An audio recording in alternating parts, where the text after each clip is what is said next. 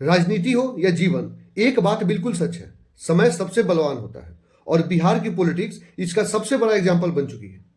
जून 2024 याद है आप लोगों को, जब नरेंद्र मोदी तीसरी बार पीएम बने थे, लेकिन अपने पार्टी के दम पर नहीं, बल्कि नीतीश कुमार और चंद्रबाबू नायडू के सपोर्ट से।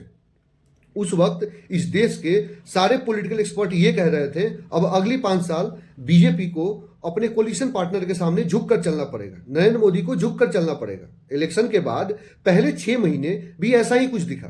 कई बिल जेपीसी को भेजी गई, कई इशूज पर गवर्नमेंट यू टर्न लिया और ऑपोजिशन को लगा अब दिल्ली की पॉलिटिक्स बदल चुकी है। लेकिन पॉलिटिक्स में नैरेटिव बहुत जल्दी शिफ्ट होता है। बीजेपी हरियाणा जीतती है, महाराष्ट्र जीतती है, दिल्ली जीतती है, उसके बाद बिहार जीतती है। इसके बाद नेशनल नैरेटिव कंप्लीटली फ्लिप हो गया। जिस नीतीश कुमार के बारे में कहा जा रहा था कि वो जब चाहे नरेंद्र मोदी को पीएम की कुर्सी से उतार सकते हैं, आज वही नीतीश कुमार अपनी पॉलिटिकल जर्नी के इंड फेज में खड़े दिख रहे हैं और उनकी विदाई की बात हो रही है। इस पूरी कहानी में एक चीज क्लियर होती है, बिहार में भारतीय जनता पार्टी के पॉलिटिकल राइज बहुत स्ट्रांग हुआ है।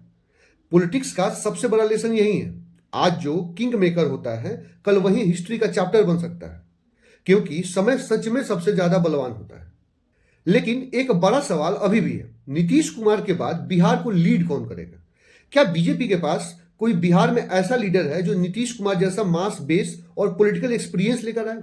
क्योंकि जो भी राजनीति को समझते हैं और बिहार की राजनीति को करीब से देखते हैं, उनका एक कंप्लेन बीजेपी से हमेशा रहा है, बीजेपी कोई एक लीडर तैयार नहीं कर पाई बिहार में। इसीलिए अभी पूरे अफवाहों का बाजार गर्म है। कभी कोई किसी को मुख्यमंत्री बना रहा है, कभी कोई किसी जाति का मुख्यमंत्री बन रहा है। अगर सच्चाई देखा जाए, जिस प्रकार से बीजेपी ऑपरेट करती है, तो ये जितने सारे प्रिडिक्शन करने वाले मार्केट में बैठे हुए हैं कि कभी ये होंगे, वो हो सकते हैं, ऐसे हो सकते हैं, उनका कोई बेस ही नहीं है। क्योंकि बीजेपी हमेशा सरप्राइज देती है और जैसा भी कंडीशन लग रहा है, जेडीयू टोटली कंट्रोल में है बीजेपी के। इसीलिए समय का इंतजार कीजिए, औपचारिक घोषणा होने दीजिए, उसके बाद ही कुछ तय हो पाएगा कौन अगला सीएम होगा बिहार का।